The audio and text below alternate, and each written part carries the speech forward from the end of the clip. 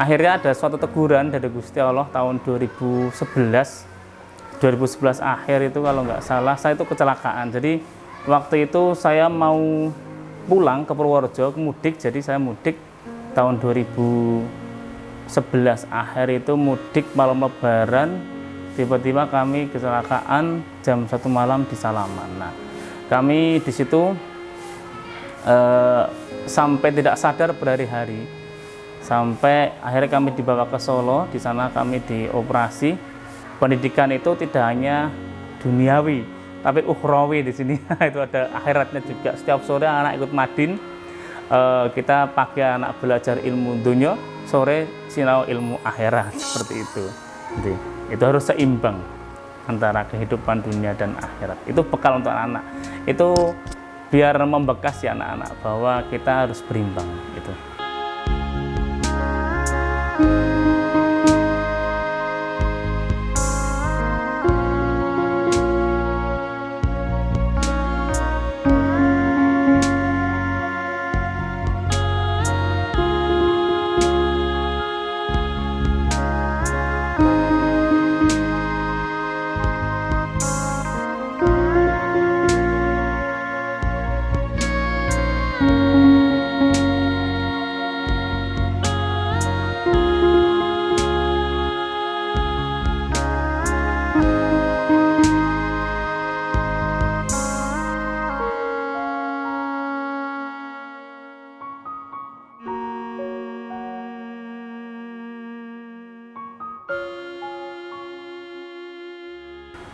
Assalamualaikum warahmatullahi wabarakatuh. Perkenalkan, saya Nur Rahmat, saat ini sebagai Kepala Sekolah di SD Negeri Tugu Rejo 02, Kecamatan Tugu, Kota Semarang, Provinsi Jawa Tengah. Alhamdulillah, saya bersyukur kehadirat Allah SWT karena telah memberikan berbagai nikmat kepada kami, khususnya sehingga diberi kesempatan untuk diberi amanah sebagai Kepala Sekolah terhitung mulai tahun 2022 ini. Nah, perjalanan saya menjadi seorang kepala sekolah itu sangat panjang. Jadi ada beberapa tahapan yang saya lalui di sini, yang mana tahapan tersebut semuanya kami anggap sebagai modal untuk lebih bisa berusaha mengabdikan diri pada pendidikan. Itu yang pertama. Dan juga saya berpikiran bahwa tidak akan meninggalkan kebiasaan saya atau lingkungan kami saat waktu kecil bahwa kita harus berdakwah. Jadi yang namanya guru itu juga seorang dai, yang mana kita bisa berdakwah sesuai dengan profesi kita masing-masing, dengan cara kita masing-masing, seperti itu. Nah, sangat panjang sekali. Jadi kenapa saya saat ini menggunakan tongkat atau kerek ya, ini kita bisa ambil kepsek ya. Kepsek dengan bantuan kerek ini ya, kepsek dengan bantuan kerek. Nah, ini membawa cerita banyak. Jadi cerita banyak sekali, dari saya belum menggunakan kerek sampai menggunakan kerek ini, dan harapannya nanti bisa lepas kembali, dan motivasi yang dari teman-teman semuanya, dan motivasi kami saya pribadi juga, dan doa dari orang tua dan lingkungan serta seluruh yang mendoakan kami seperti itu. Jadi pada tahun 2009 itu kami diangkat jadi pegawai negeri sipil di Kota Semarang dengan golongan itu masih 2B. Nah, 2009 saya di Semarang itu sejak tahun 2004. Basically kami dari Madrasah Aliyah Man 2 Kebumen waktu itu. Nah, terus kami mendaftarkan di UNES. Nah, di sana saya mendaftarkan guru D2. Jadi di situ saya lulus tahun 2006 saya lulus. Kemudian saya punya pertimbangan, waktu itu almarhum bapak ngendikan, kalau awakmu balik ning kampung itu mungkin untuk kuliah masih susah. Waktu itu kan belum ada kuliah jarak jauh nih, masih sulit untuk mengakses itu. Kalau sekarang kan semua udah tergelar semua untuk kuliah dan sebagainya. Akhirnya kami memutuskan di Semarang. Di Semarang kami daftar, dan alhamdulillah katut tahun 2009. Kita dilantik tahun 2009. Nah, selama saya 2009 jadi guru, sejak 2006 kami ngabdi, istilahnya wiyata bakti itu. Kita bergelut di sosial, artinya sering kemana-mana, belum fokus banget sama sama tugas gurunya gitu. Nah, akhirnya ada suatu teguran dari Gusti Allah tahun 2011 2011 akhir itu kalau nggak salah saya itu kecelakaan. Jadi waktu itu saya mau pulang ke Purworejo mudik, jadi saya mudik tahun 2011 akhir itu mudik malam Lebaran. Tiba-tiba kami kecelakaan jam 1 malam di Salaman. Nah, kami di situ sampai tidak sadar berhari-hari, sampai akhirnya kami dibawa ke Solo. Di sana kami dioperasi, dan setelah operasi kami yaitu tadi diterapi, fisioterapi, dan kemudian kami berlatih. Dan mungkin karena saya semangat banget untuk pengen sembuh waktu itu, akhirnya patah lagi. Jadi patahnya 2 kali gitu. Jadi patah lagi tahun kakinya, jadi di bagian femur sini, femur ini, jadi jaraknya antara lutut ini sama tulang paha itu sedikit sekali, jaraknya sekian senti. Jadi untuk pergerakan kan selalu berubah-ubah otomatis ini. Nah, tidak hanya sini, kemudian dulu tangan kanan juga ini nggak bisa bergerak. Terus kemudian sini saya ini Bapak Ibu ini semua dulu nggak ada, banyak lukanya dulu. Jadi sangat parah sekali, sampai nggak sadar beberapa hari waktu itu, dan di rumah sakit cukup lama. Nah, kemudian kembali ke tahun 2011 saya operasi lagi di akhir 2011 kalau nggak salah, itu operasi lagi, yang mana saya masih belum lulus S1. Jadi saya lulus S1-nya tahun 2012, mulur sekali itu. Nah, itu 2012 jadi masih berusaha, masih di guru. Terus kemudian ada anugerah kecelakaan itu, terus saya lanjutkan untuk bagaimana saya bisa selesai S1-nya waktu itu. Alhamdulillah dibantu oleh adik-adik dan semuanya, S1 saya bisa selesai. Nah, berdoa untuk mendoakan dan menjasa para pahlawan yang telah berjuang dan bermedali kita. Mari kita mulai.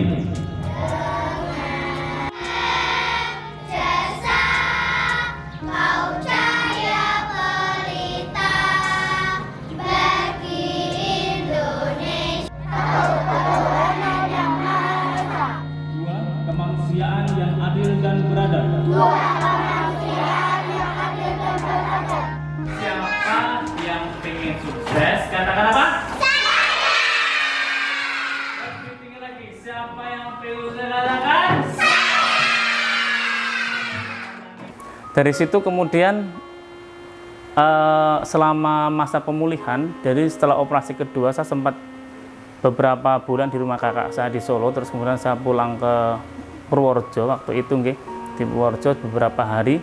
Mau nggak mau saya harus ke Semarang, karena saya emang ngajarnya di Semarang, di SD Gisik Drono 2, di SD Gisik Drono 2 di Kecamatan Semarang Barat. Nah, waktu itu alhamdulillah teman-teman sangat support, anak-anak sangat support, sehingga proses saya menjadi guru, walaupun waktu itu saya masih menggunakan tongkat 2, alhamdulillah masih berjalan. Anak-anak masih semangat, saya tambah semangat. Jadi motivasi dari anak itu sebagai teman sekaligus sumber belajar saya itu membuat saya lebih semangat lagi. Saya nggak mau waktu itu, walaupun dumeh taekir kedua terus saya malu, enggak. Saya enggak malu itu karena memang kalau yang enggak istilahnya kita mensyukuri apa yang ada pada diri kita. Jadi banyak sekali, itu adalah salah satu anugerah dari Allah, yang mana dari titik itu akhirnya saya berlatih menulis. Nah, itu jadi saya mulai senang menulis. Bahkan yang pertama kali di koran lokal itu saya sampai menulis artikel ke-8 kalau nggak salah, ke-8, baru artikel yang ke-9 itu baru dimuat. Itu proses di dalam kamar. Jadi walaupun waktu awal-awal itu pikiran saya pikirannya fisik nggak bisa kemana-mana, tapi istilahnya pikiran berusaha untuk tetap berpikir. Waktu itu alhamdulillah dimuat. Saya waktu itu masih ingat judulnya adalah Bullying Antara Harapan dan Impian itu waktu itu.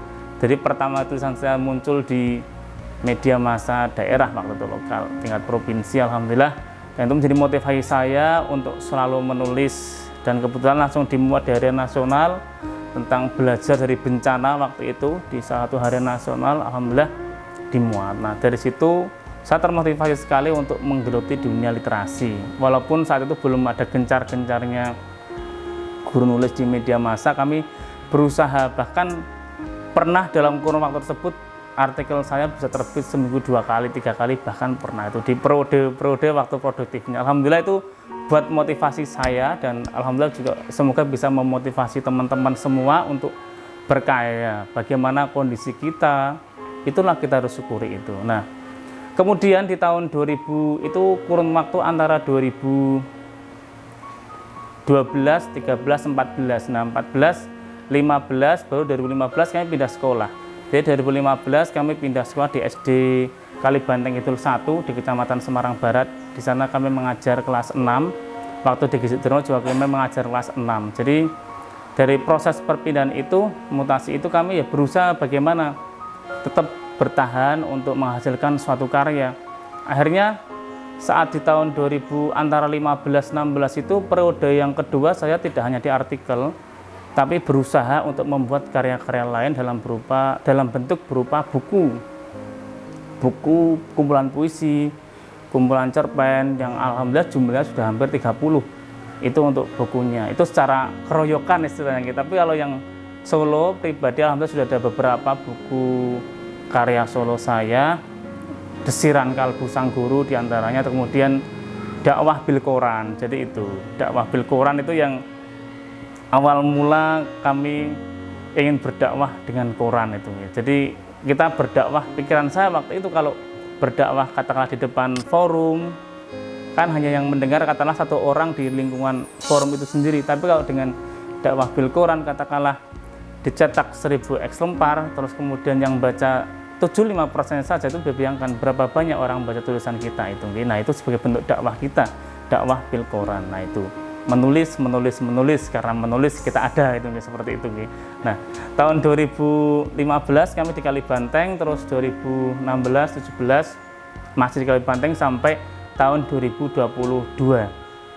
Nah, sebelum jadi kepala sekolah kami mengajar kelas 2 sekitar 1 bulan istilahnya, bersama anak sekitar 1 bulan. Luar biasa anak kelas 2 itu. Jadi sangat sayang, saya juga sayang sama mereka itu kan. Jadi katakanlah ditinggal pas sayang-sayangnya gitu ya. Itu kata teman-teman itu. Nah, itu waktu saya di Kalibanteng. Saya di Kalibanteng juga mengikuti beberapa perlombaan yang mana alhamdulillah kita bisa mengikuti finalisnya di Bali waktu itu. Jadi walaupun dengan menggunakan tongkat kerak ini tidak masalah, anggapannya sebagai aksesoris kita kayak akek ya. Sebagai aksesoris untuk kita berjalan, yang penting kita yakin bahwa langkah kita tidak salah, seperti itu. Nah, kalau tongkat atau kerak ini kadang-kadang memang saya lepas kalau di ruangan, katakanlah saya lepas setakan seperti ini. Kalau di ruangan kadang-kadang ngajarnya juga waktu jadi guru menggunakan kerak, kadang juga kita lepas sambil pegangan-pegangan meja. Termasuk saat ini, jadi waktu itu saat di Kalibanteng selain lomba Inobel waktu itu, kita juga sering mencoba untuk lomba-lomba yang lain.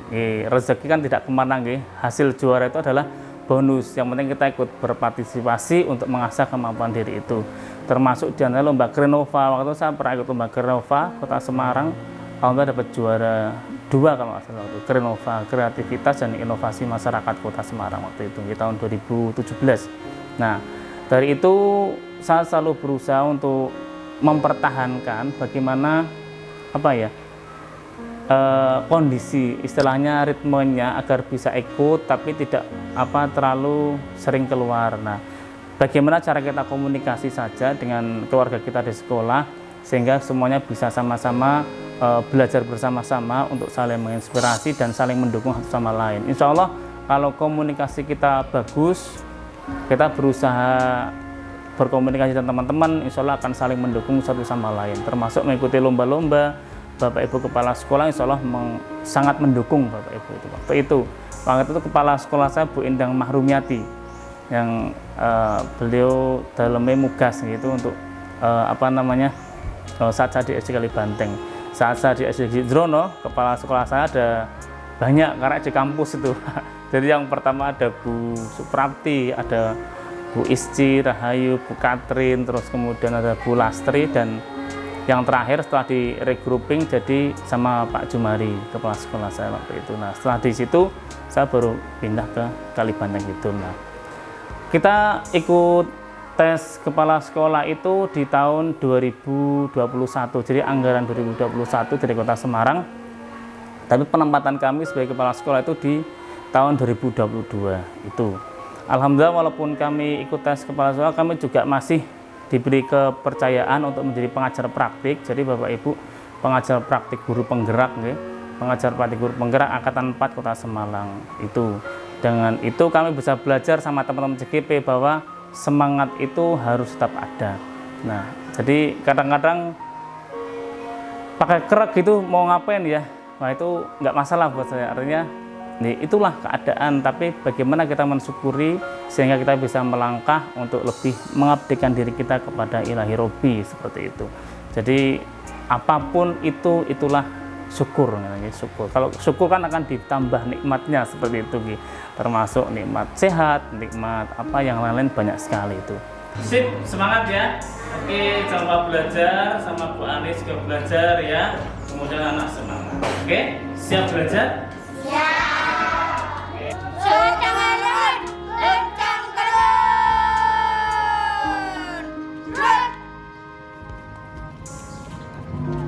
Hormat, Indonesia, Indonesia Raya, merdeka, merdeka, tanahku, negeriku yang tercinta.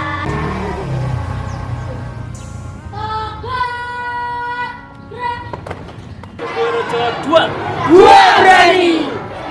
Yang penting kita tetap yakin, seperti itu. Nah, jadi kepala sekolah di sini, saya pertama di Panggung Lor. Waktu itu kepala sekolah di Panggung Lor selama 1 bulan, istilahnya apa itu, PLT ya, PLT 1 bulan. Terus September pertengahan kita dimutasi di SK definitifnya di SD Tugurejo 2 ini. Nah, di sini saya itu akan merancang bersama teman-teman, tentunya dukungan teman-teman, dukungan anak-anak, insya Allah bareng-bareng berkomunikasi untuk bisa mengembangkan dan mengeksplor seluruh potensi yang ada di SD Negeri Tugurejo 2 ini. Tentunya kami kerjasama dengan komite, dan kemarin kita sudah mengundang orang tua untuk bagaimana membawa sekolah ini menuju ke arah yang lebih baik lagi. Sudah baik, tapi bagaimana cara kita menjadi ke arah yang lebih baik lagi. Di antaranya langkah yang pertama, kita kemarin sudah istilahnya membuat best practice atau aksi nyata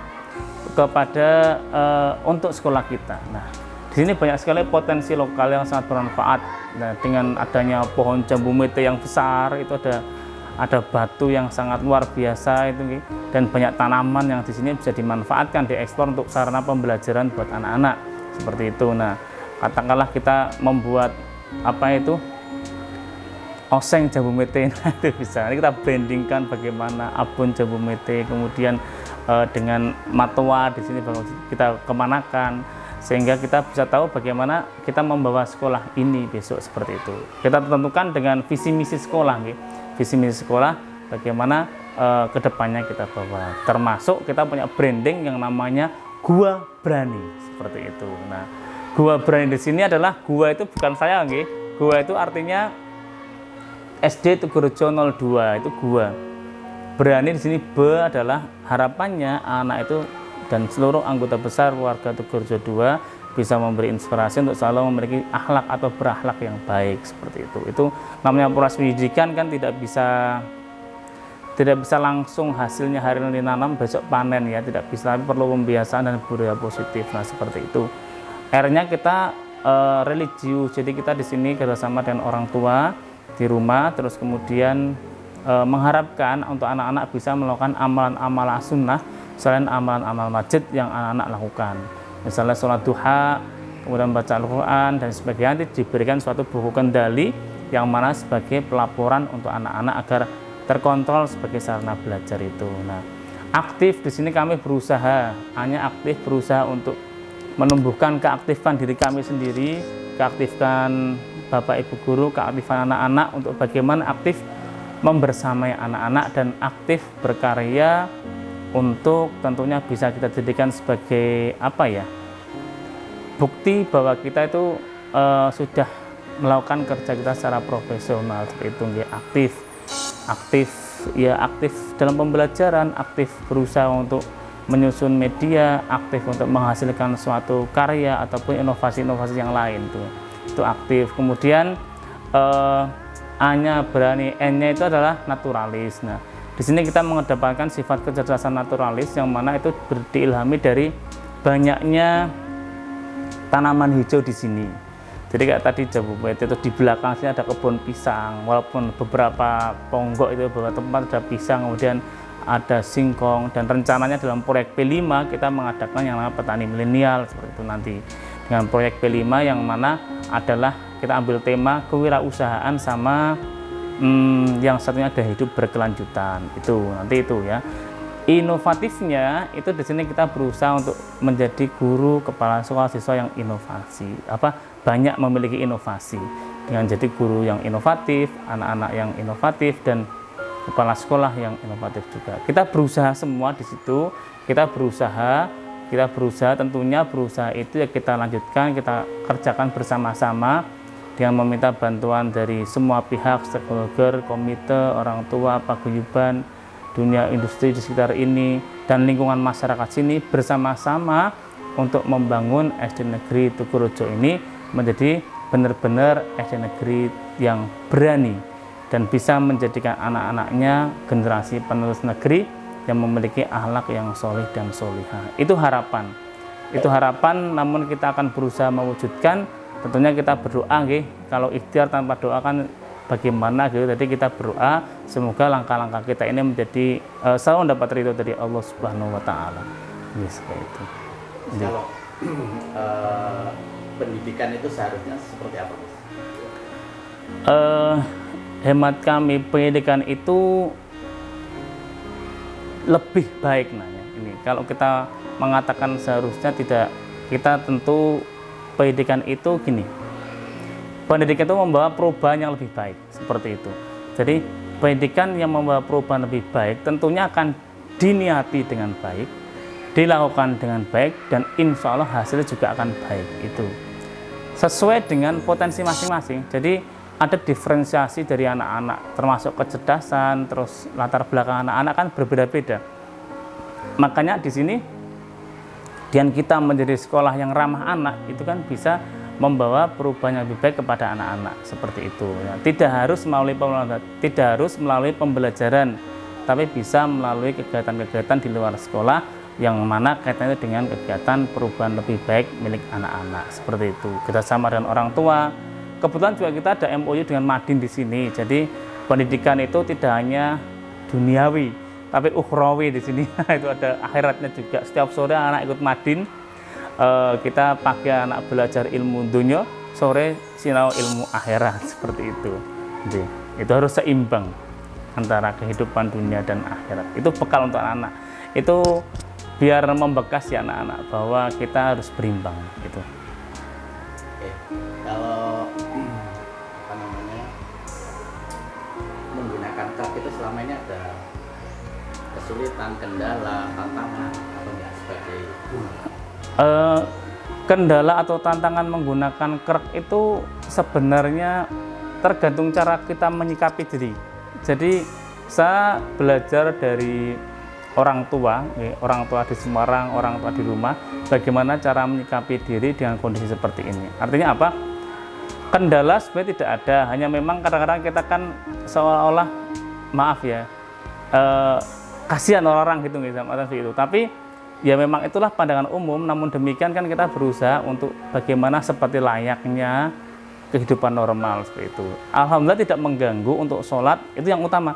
Waktu itu saya punya niatan, yang penting saya bisa sholat, bisa ngimami istri atau keluarga gitu dan lain-lain. Terus kemudian bisa menginspirasi, bisa ngajar, walaupun dengan bantuan krek tidak masalah itu. Jadi ya mungkin hanya repot sedikit ya kalau naik kendaraan, naik motor itu kan kadang harusnya bisa lepas seperti ini itu kan. Kalau ada krek kan kita letakkan di sini itu kadang goyang, nah kita betulkan. Tapi nggak masalah, selama ini nggak masalah. Kalau hujan pun saya tidak merasa linu. Itu. Hanya memang kadang-kadang karena masih ada pennya itu masih pas capek banget tuh kelihatan kadang-kadang itu. Seperti itu. Jadi bisa naik motor, naik mobil? Bisa. Jadi naik motor, naik kendaraan roda 4, alhamdulillah tidak ada masalah. itu. Dan kehidupan yang lain tidak ada masalah, cuma lari yang nggak bisa. Cuma lari sama main bola. Kalau mau pingpong ayo masih bisa.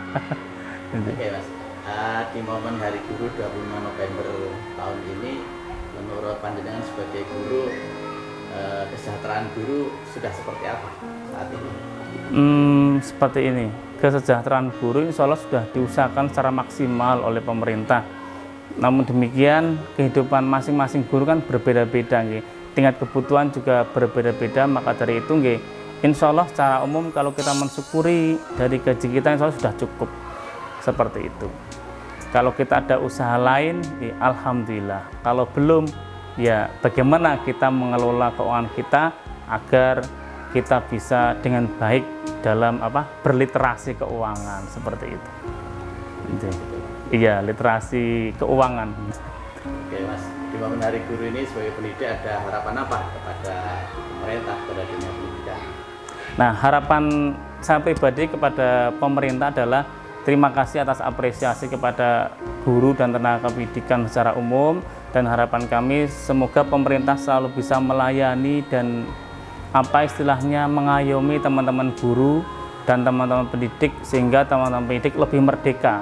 Dalam artian teman-teman pendidik itu bisa lebih merdeka, lebih sejahtera, lebih aman. Tentunya itu diusahakan dengan macam-macam cara, itu. Yang penting terus harapan yang lain untuk dunia pendidikan, harapannya sama lebih baik, dan tentunya pendidikan seperti tadi saya awal sampaikan bisa membawa perubahan yang lebih baik. Itu tentunya dukungan dari semua pihak sangat dibutuhkan di sini. Itu. Pak. Terakhir, kalau harapan kepada orang tua yang punya anak sekolah? Harapan untuk orang tua yang masih punya anak-anak di sekolah, harapannya janganlah menjas anak itu tidak bisa A, B, C. Kamu kok rasa matematika? Jangan. Mungkin anak itu tidak bisa matematika, tapi dia bisa sastra, katakanlah itu. Mungkin anak itu nggak pintar matematika, tapi di segi ilmu agama dia pintar. Karena setiap anak, setiap insan itu sudah dibekali yang namanya bekal alamiah dari Allah. Mereka punya potensi masing-masing, dan kalau kita bisa memetakan potensi itu, insya Allah sebagai orang tua kita nggak akan mengatakan kamu kudu ini, tidak. Kamu kudu ini, tidak. Tapi kita lihat bagaimana potensi anak kita. Nah, dia pandai di ilmu agama, kita ajari ilmu agama. Matematika juga tentunya, yang lain-lain juga. Tapi yang penting kita bisa, anak saya bisa ngelukis, kita kembangkan lukisnya sengaja. Jadi semua anak itu pintar. Itu kadang-kadang kan orang tua kalau kita juga sebagai orang tua kadang-kadang kalau nilai matematika jelek, waduh kok nilaimu elek kan gitu. Padahal di sisi lain anak punya kemampuan berolahraga yang baik, lompat jauhnya baik, juara, kemudian membaca puisi juara, iso ngepel di rumah bagus, suka bantu ngasai di rumah dan sebagainya, itu juga pintar. Jadi seperti itu. Itu pesan untuk teman-teman semua dan juga untuk saya sendiri gitu. Jadi teman-teman, apapun kondisi kita, ayo kita syukuri. Nah, kita di sini juga masih menggunakan tongkat, tapi katakanlah walaupun sekali ini saya mendapat amanah kepsek dengan bantuan krek, tapi kami akan berusaha untuk sembuh, katakanlah itu untuk bisa melepaskan dari krek. Tapi apapun kondisi kita, saya matur, ayo kita syukuri, dan tentunya kita harus bisa memotivasi diri, memotivasi teman-teman dengan cara apa? Mari saling memotivasi dan menginspirasi demi kebaikan negeri, dan tentunya mendapat ridho dari Ilahi Robbi.